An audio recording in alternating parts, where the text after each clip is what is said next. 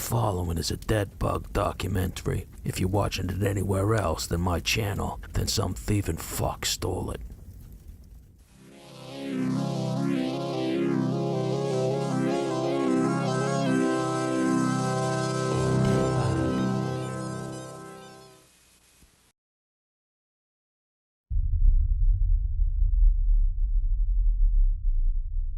Stacy McCall and Susie Streeter had just graduated from high school. The two were last seen together around 2 a.m. on June 7, 1991. They were leaving a graduation party. The pair planned to spend the night at their friend Janelle Kirby's house, but decided in the end that a place was too crowded and that decision was costly. So the two girls decided to stay at Streeter's home, while Janelle stayed where she was. Susie and Stacy had been best friends in grade school, but now traveled in different circles. But tonight, they would travel together into the abyss.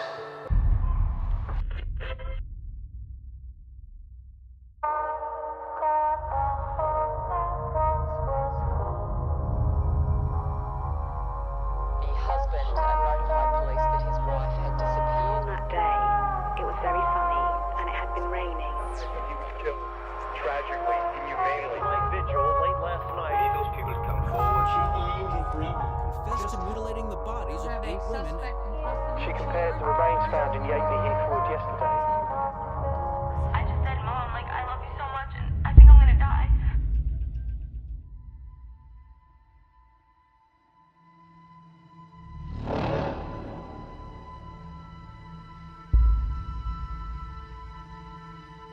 At the exact same time, the girls were doing tequila shots at their grad party.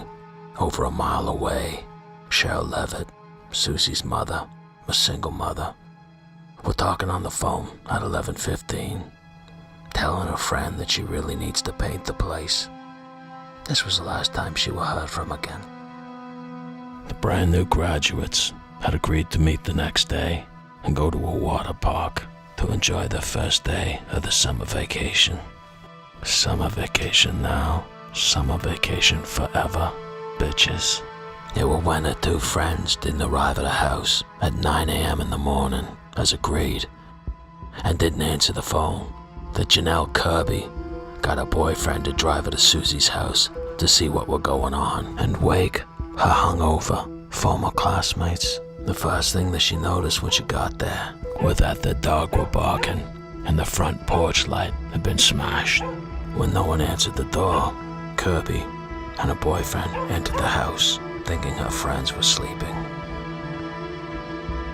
But the beds had been slept in. The house were empty. So her and her boyfriend swept up the broken light and left. When Stacy didn't call her mother in the morning, like she was supposed to, her mother became worried and went to the house. When she saw her daughter's car and no one answered the door, she entered the house and saw her daughter's purse, along with two other purses neatly lined up in the bedroom.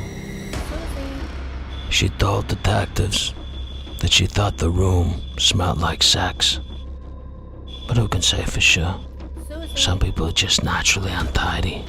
And while she was in the house, the phone rang, and she picked it up, and there was a male voice on the other end that told her to play with her breasts, sis, and rub her pussy. And I guess she didn't do it. She just ran from the house because her daughter's friend, and her mother had vanished into the abyss.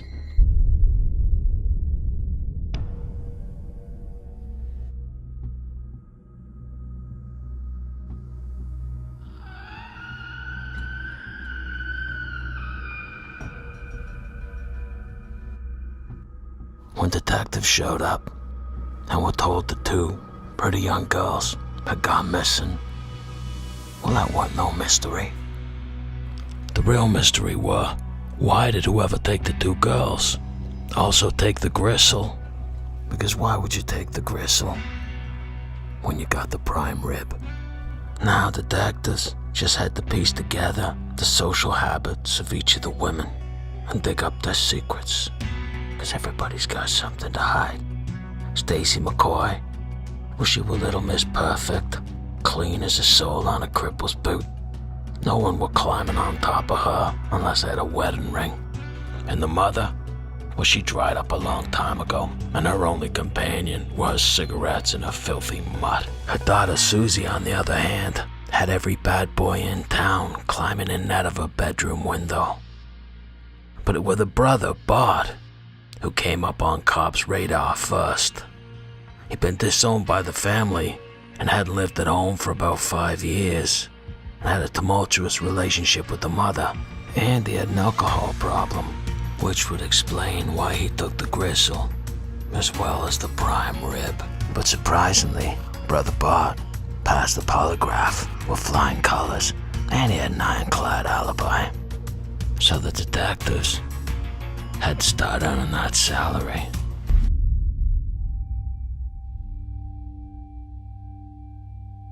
It were almost 5 months since the girls had vanished into thin air, and the case had already been featured on Unsolved Mysteries, 48 Hours, and America's Most Wanted.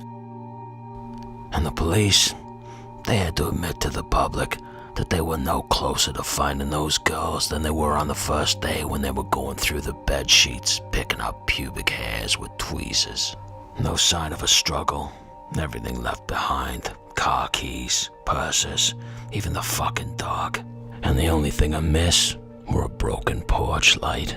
Were a goddamn mystery. Detectives figured that it had to have something to do with the girls' high school. A high school that they just graduated from the night they were last seen. But time went on the investigators' side, because public interest, but most importantly, public funding, were running out. And with rumors that Susie Streeter were involved in lesbian group sex, satanic cults, and when reports surfaced that her and her boyfriend had been caught grave robbing and pawning the gold in the old corpse's teeth. A witness even came forward and said that she saw Susie driving the van and that she were part of the kidnapping. Vehicle was identified as a 1964 to 1970 Dodge panel But the van. dip came to nothing, and people were losing their attention quicker than a retard playing a game of Scrabble. But it was one night when the Springfield 3 were on the national news that a viewer called in the dip line with a story about how his 19-year-old sister was brutally murdered by a man who were in Florida on vacation with his family, and he were from Springfield. Rob Cox, on vacation with his parents, had returned to his hotel room one night with his tongue bitten off and his eyes scratched out. And she took him to the hospital. He told her he'd been in a fight and bit off his tongue himself, but she were always suspicious. Suspicions that were confirmed when Zella's body were found raped and brutally murdered just outside of their hotel room in the sewage system. Cox, who were in the Army at the time, were arrested and charged for the murder, but later released in 1985 on a technicality and sent back to Springfield. Once back in Springfield, he got a job at a used car joint where, surprise, surprise, Stacy McCall's father was the manager. He would have seen Stacy on a regular basis, and for a man who has a taste for prime rib, his appetite would have been whet.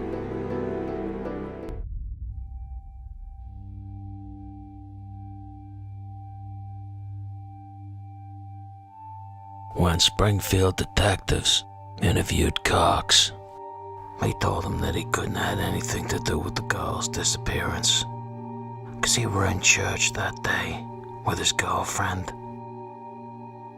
And because girlfriends never lie, the cops had to believe him and let him go. Even though Cox, a man trained to kill in the special forces, with a history of abducting, torturing, and raping women, drove his car right by the streeters on his way to church.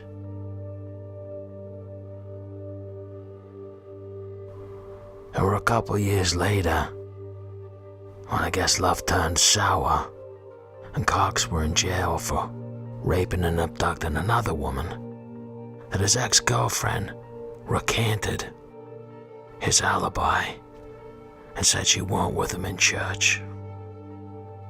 I know that they're dead. I'll say that. I know that. That's not a theory.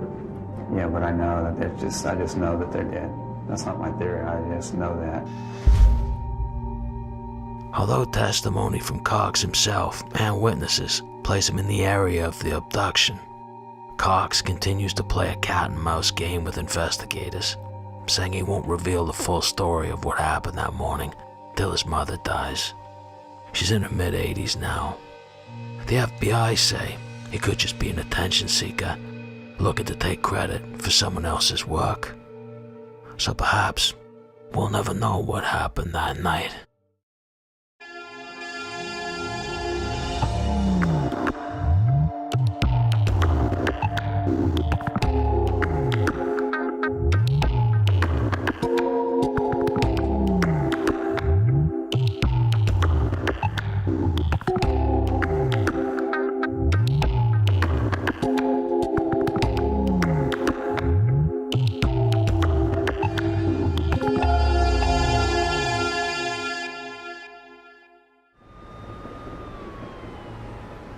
Easy peasy, Japanesey.